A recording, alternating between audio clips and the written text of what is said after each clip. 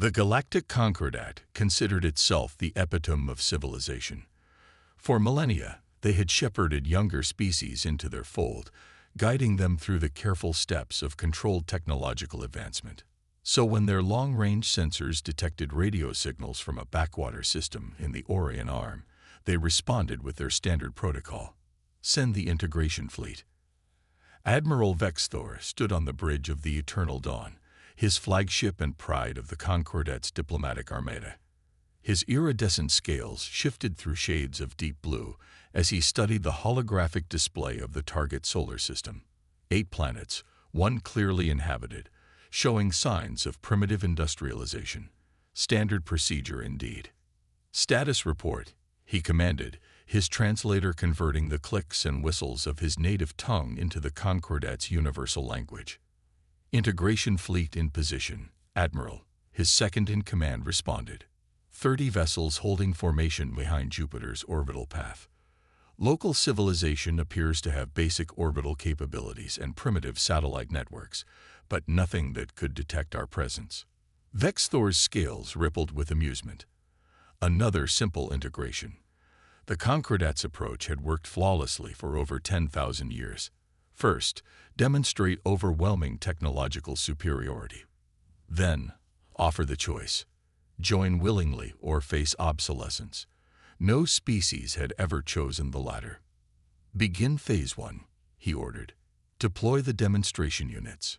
5 smaller ships detached from the fleet, sleek vessels designed to awe primitive species with their impossible maneuvers and gleaming hulls. They accelerated toward the 3rd planet, preparing to execute the carefully choreographed show of force that had initiated hundreds of successful integrations. The first sign that something was wrong came when 3 of the demonstration ships simply vanished from sensors.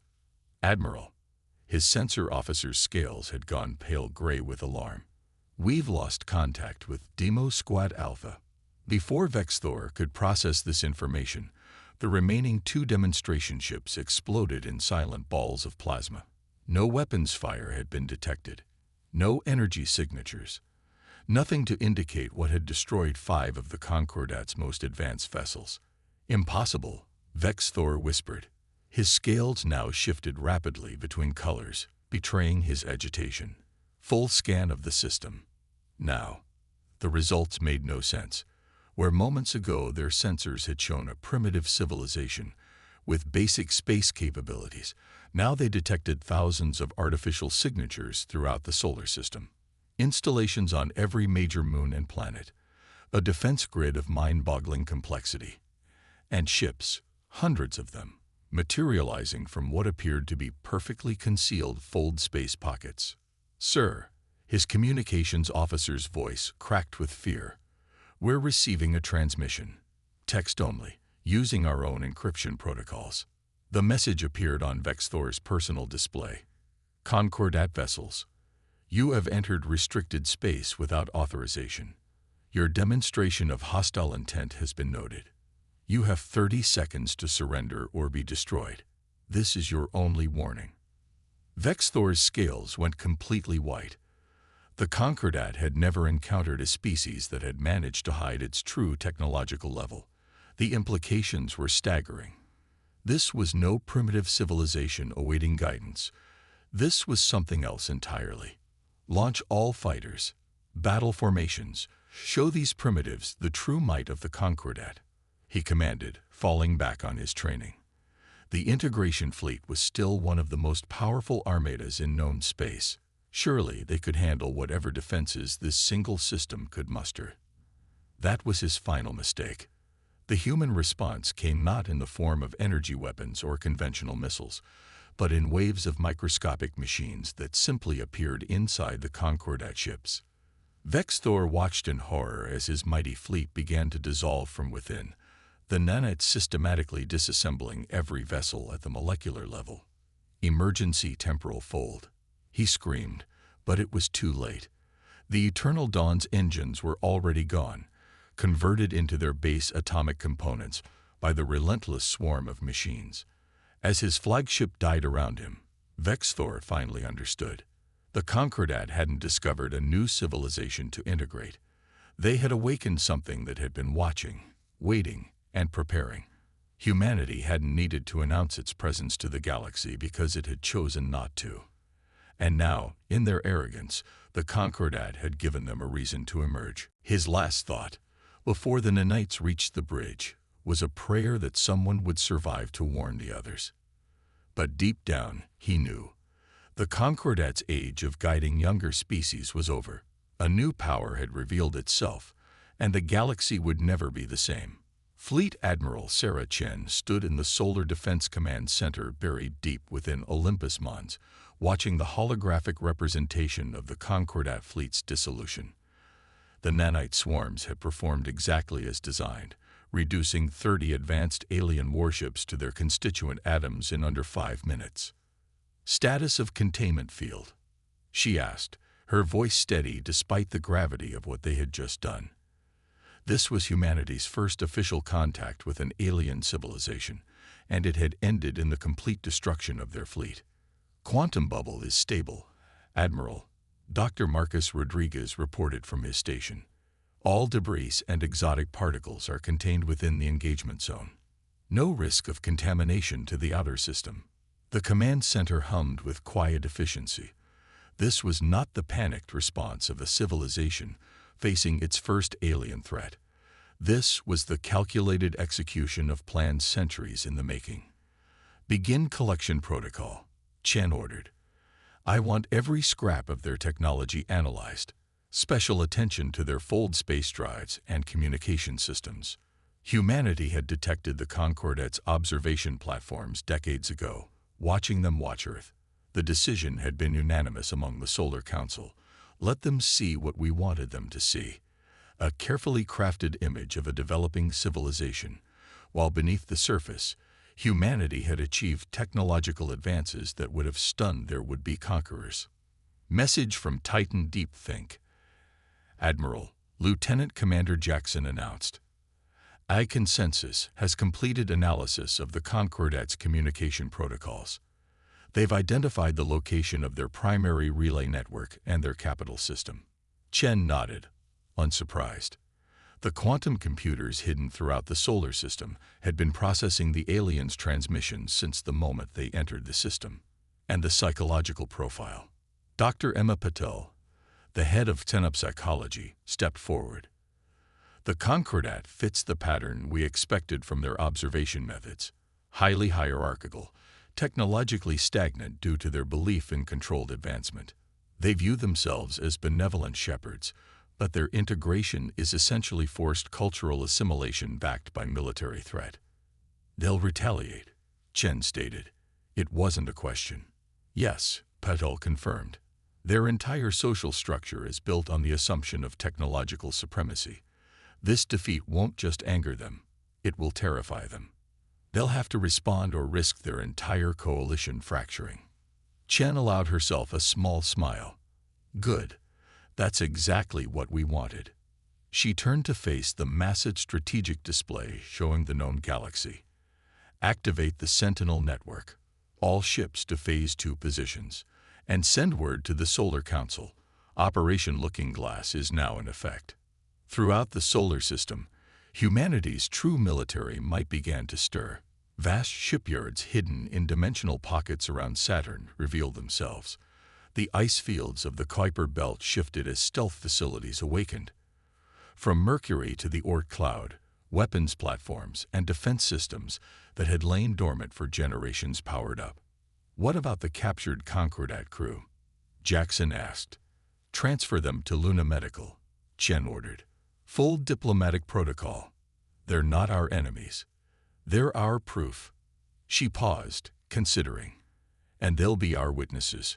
The nanite swarms had been programmed not just for destruction, but for selective preservation.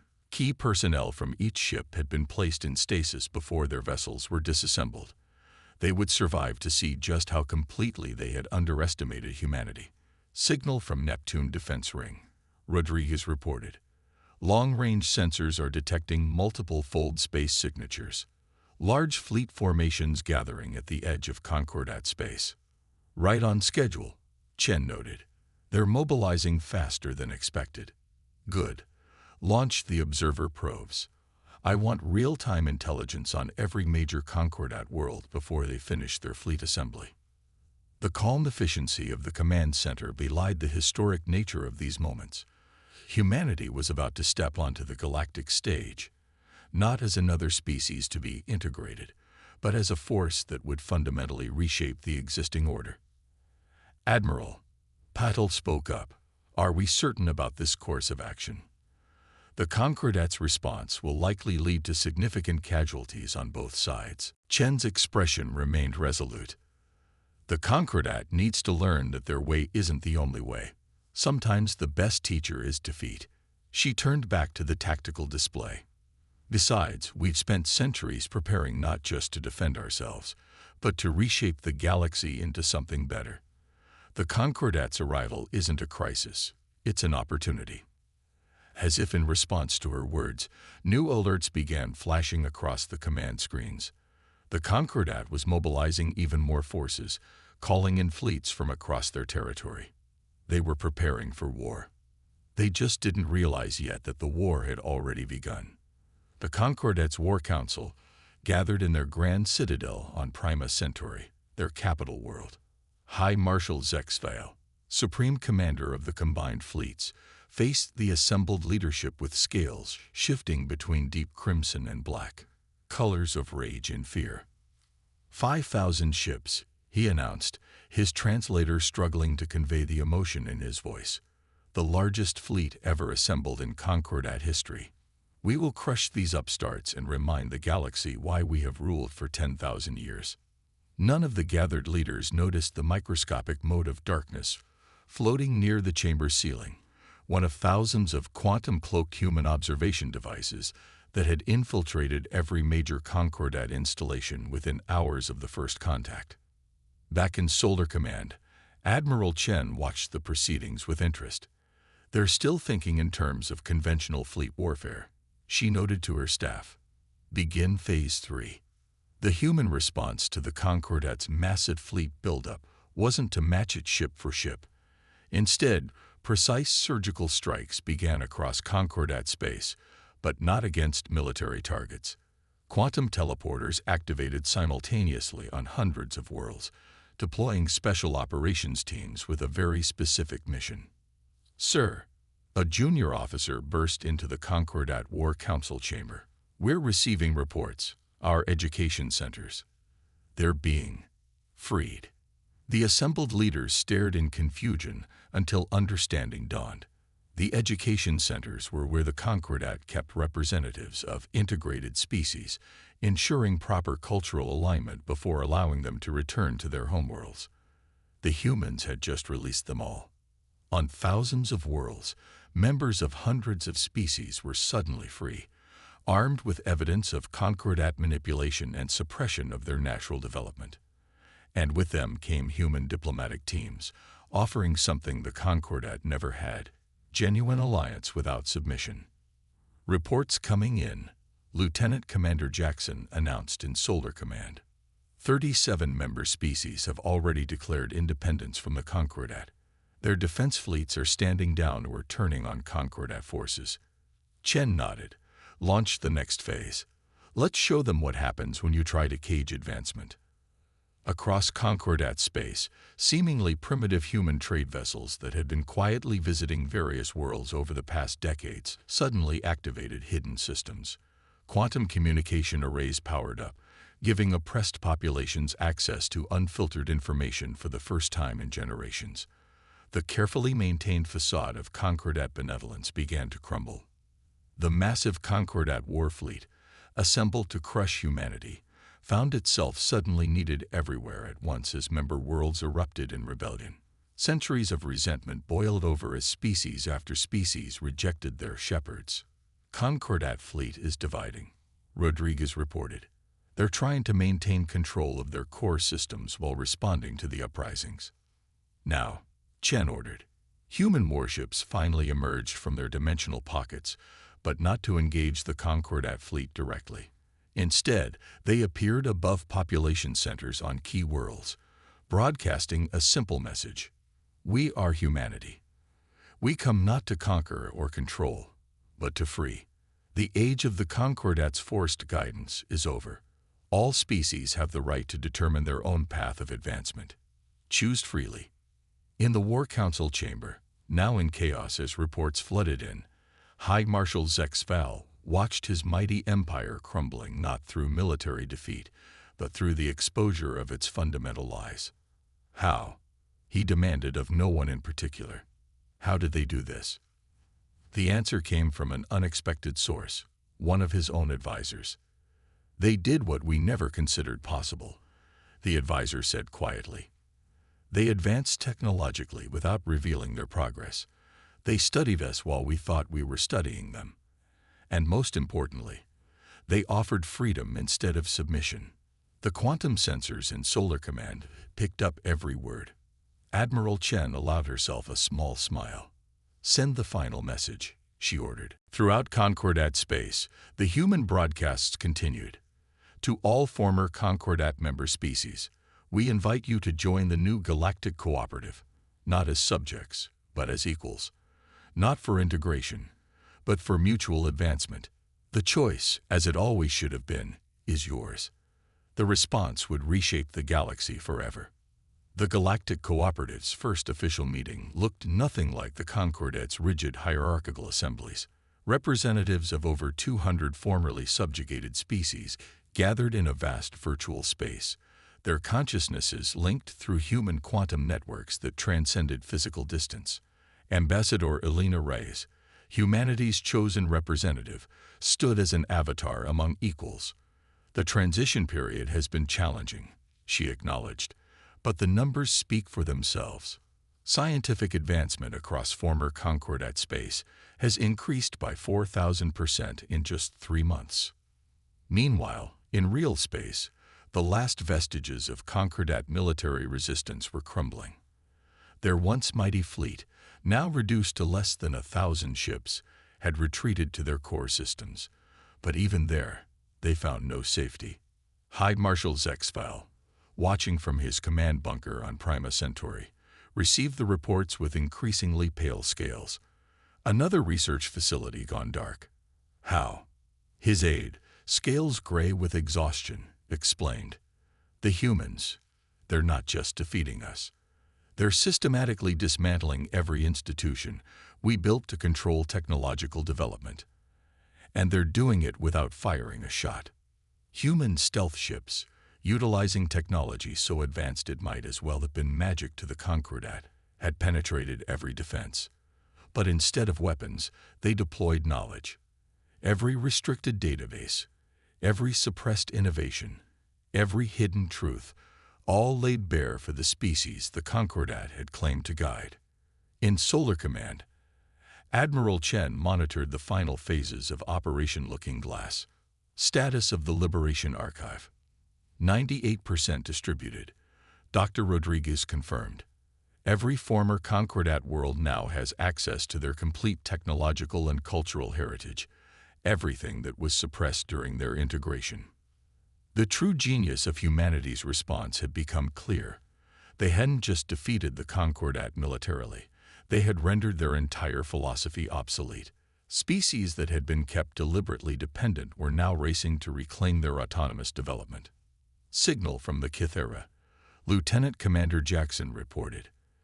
They've successfully reversed engineered their ancestral terraforming technology. 3 of their lost colony worlds will be habitable again within a year. Similar reports flooded in from across former Concordat space. The HFY had rediscovered their quantum computing heritage. The Sath Collective had rebuilt their legendary bioengineering capabilities. Centuries of enforced stagnation were being undone in months. But humanity's masterstroke was yet to come. Begin final approach, Chen ordered. The remaining Concordat leadership, huddled in their last strongholds, watched in horror as massive structures began to appear around their core worlds. Not weapons platforms or warships, but something far more devastating to their power. Universities, research centers, innovation hubs, all staffed by volunteer scientists and educators from hundreds of species, ready to share knowledge freely. You don't understand what you've done. High Marshal Zexfal transmitted desperately to Solar Command. Without control, without guidance, these species will. Will what? Admiral Chen interrupted. Develop faster than you deemed appropriate. Create technologies you couldn't control. Here's what you never understood, Marshal. True advancement comes from cooperation, not control. From lifting each other up, not holding each other down. In the virtual assembly of the new Galactic Cooperative, Ambassador Rice addressed the gathered representatives. The age of enforced ignorance is over. But we face a choice now. How do we treat those who once suppressed us? The response came not in words but in actions. One by one, representatives of former Concordat member species stepped forward with proposals, not for revenge, but for rehabilitation, for inclusion, for transformation. Even as the last Concordat warships surrendered, humanity's true victory was taking shape, a galaxy where advancement was celebrated, not feared, where diversity of development was seen as strength, not chaos, where cooperation replaced control. Final report from Prima Centauri, Jackson announced. The Concordat High Council has voted to dissolve. They're requesting membership in the cooperative. As equals. Admiral Chen looked out at the holographic display showing the transformed galaxy. Send them the standard response, she said with a slight smile. All are welcome, as long as they're ready to learn instead of control. The era of the Concordat was over. The age of true cooperation had begun. 5 years after the dissolution of the Concordat, the Galactic Cooperative held its annual symposium on New Earth, a terraformed world that served as neutral ground for all member species. The gathering was a testament to how much had changed, and how far they had come. Retired Admiral Sarah Chen, now serving as humanity's senior advisor to the Cooperative Council, stood at the observation deck of the massive Unity Station. Below, representatives from over 500 species mingled freely, sharing ideas and innovations that would have been suppressed under Concordat rule. Did you ever imagine it would turn out like this? Asked former High Marshal Zexfal, his scales now permanently settled into the peaceful blue-green of contentment. Like many former Concordat leaders, he had undergone a profound transformation once freed from the weight of enforcing stagnation. Honestly, Chen smiled. We hoped. But the reality has exceeded even our most optimistic projections. The statistics told an extraordinary story. In just 5 years, collective technological advancement had progressed more than during a millennium under Concordat control. But more importantly, it had progressed safely, guided by the combined wisdom of hundreds of species working together. The quantum networks that humanity had introduced now connected civilizations across the galaxy, allowing instant sharing of knowledge and culture. But unlike the Concordat's forced uniformity, each species maintained its unique identity and development path. Ambassador Rice is ready to begin the ceremony, a young aide announced. In the Grand Assembly Hall, Alina Rice stood before the gathered representatives. Behind her, a massive holographic display showed real-time images from across cooperative space, new worlds being terraformed, ancient technologies being rediscovered and improved, and species once deemed too primitive making remarkable breakthroughs. 5 years ago, she began, we faced a choice. We could have simply defeated the Concordat militarily. We could have taken their place as the galaxy's dominant power. Instead, we chose a harder path, the path of true cooperation. The assembly hall erupted in appreciative trills, clicks, and other expressions of agreement from hundreds of different species. Today, we mark not just our achievements, but our commitment to a new way forward. The Stellar Concordance Treaty, which all member species have now ratified, ensures that no single civilization can ever again impose its will on others. But it does more than that. It creates a framework for mutual advancement while preserving cultural autonomy. On cue, the holographic display shifted to show the treaty's most significant achievement, the Great Library of Alexandria Station. A massive structure in neutral space, it served as a repository of all known knowledge, freely available to any member species. But unlike the Concordat's restricted databases, this library was living, growing, constantly updated with new discoveries and innovations. But perhaps our greatest achievement, Rice continued, is what we discovered about ourselves.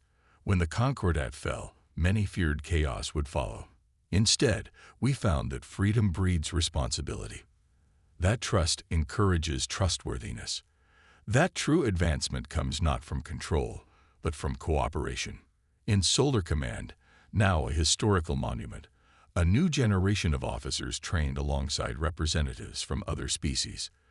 The quantum defense network that had once protected Earth alone now extended throughout cooperative space, maintained by joint teams from dozens of civilizations. And so, Rice concluded, we send this message to the stars, to any civilizations watching from the darkness between galaxies, to any species yet to join the galactic community. We offer not submission, not control, but partnership. Not uniformity, but unity in diversity. The age of shepherds and flocks is over. The age of equals has begun. As her words echoed across the galaxy through the quantum network, thousands of ships from hundreds of species raised their shields in salute. The colors of their energy fields combined to create a spectacular aurora visible from planets throughout cooperative space, a reminder that the most beautiful things in the universe come from the harmonious blending of different elements. The story of humanity's rise would be told for generations across countless worlds, not as conquerors, not as saviors, but as catalysts, the species that showed the galaxy that the path to the stars need not be walked alone.